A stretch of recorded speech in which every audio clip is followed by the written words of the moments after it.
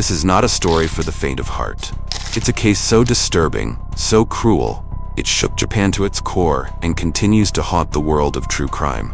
A bright, kind-hearted high school girl, kidnapped, tortured, and brutally murdered, not by strangers in the shadows, but by teenage boys from her own city.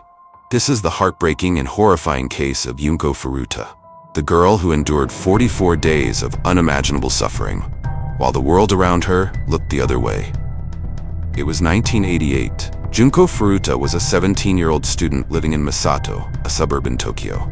She was smart, well-liked, came from a loving family, and had dreams of working in electronics after graduation. She wasn't rebellious. She didn't hang with the wrong crowd. She was just a normal teenager, with her whole life ahead of her. But on November 25th, that life came to a sudden, tragic end. That evening, Junko was riding her bike home from school when she was approached by two boys, Hiroshi Miyano and Nobuharu Minato. Unknown to her, Hiroshi was deeply involved with the Yakuza, Japan's organized crime syndicate. He had a reputation. People feared him. And he decided that day that Junko would be his next victim. The boys tricked her into thinking she was in danger and offered to escort her to safety. Instead, they took her to an abandoned warehouse, and then to the home of Minato's parents. It would be the last time Junko saw freedom. Over the next 44 days, Junko Furuta was held captive in the Minato family home, and what happened to her during that time defies imagination. She was beaten, burned, starved, assaulted repeatedly, often by multiple people. The four main attackers were all teenage boys: Hiroshi Miyano, Nobuharu Minato, Joe Ogura, and Yasushi Watanabe. Junko was subjected to daily abuse. They broke her bones, mutilated her body, forced her to sleep on a balcony in the winter, poured lighter fluid on her, and set her on fire, just to watch her scream. At one point, her injuries were so severe that she couldn't even crawl to the bathroom. But despite her agony, Junko begged her captors to end her life, and they refused. What's even more unthinkable is this. Minato's parents knew she was there. Neighbors heard her screams, but no one acted. Everyone was too afraid of the boys' Yakuza connections. So Junko suffered, alone. On January 4th, 1989, after 44 days, the boys went too far. After a brutal beating with dumbbells and an iron bar, Junko collapsed. They left her alone. Hours later, she died. Her body was bruised, broken, and unrecognizable.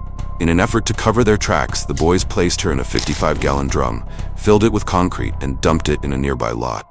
A few weeks later, police arrested Hiroshi Miyano on an unrelated assault charge. During questioning, he confessed, not to Junko's case, but to a different murder.